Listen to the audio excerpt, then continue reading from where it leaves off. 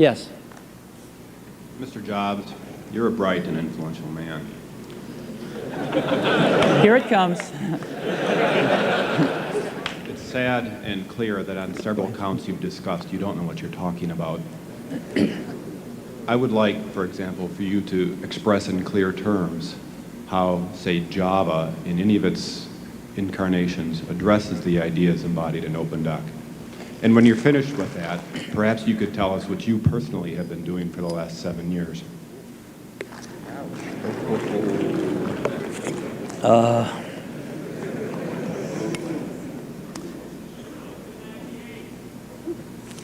You know, you can please some of the people some of the time, but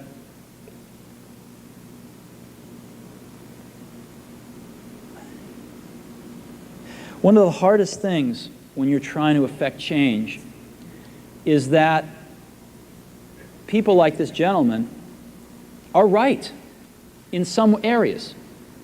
I'm sure that there are some things OpenDoc does, probably even more that I'm not familiar with, that nothing else out there does.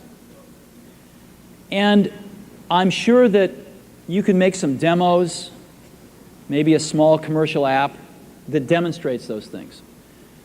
The hardest thing is, how does that fit in to a cohesive, larger vision that's going to allow you to sell $8 billion, $10 billion of product a year?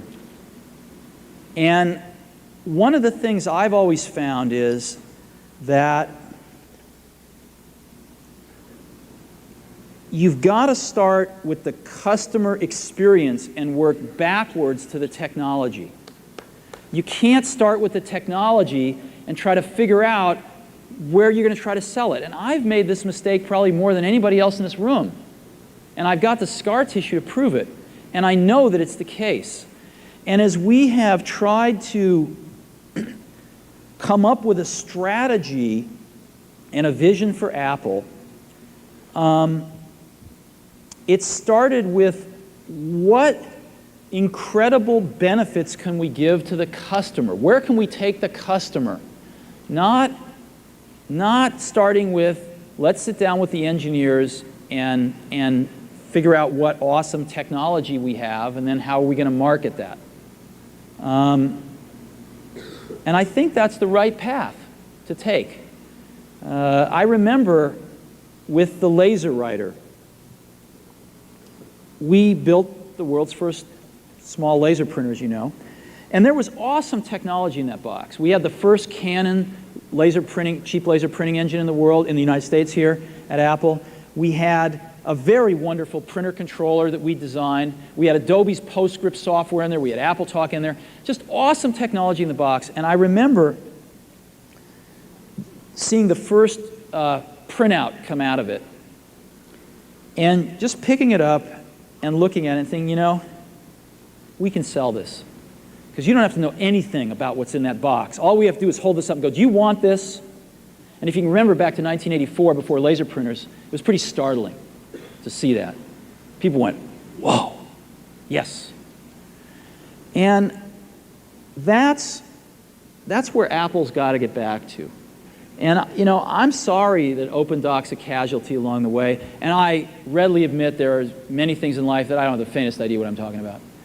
So I apologize for that too. But there's a whole lot of people working super, super hard right now at Apple. You know, Avi, John, Garino, Fred, I mean, the whole team is working, burning the midnight oil, trying to, and people, you know, hundreds of people below them, to execute on some of these things, and they're doing their best.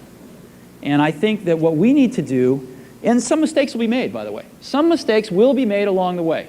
That's good, because at least some decisions are being made along the way. And we'll find the mistakes, we'll fix them.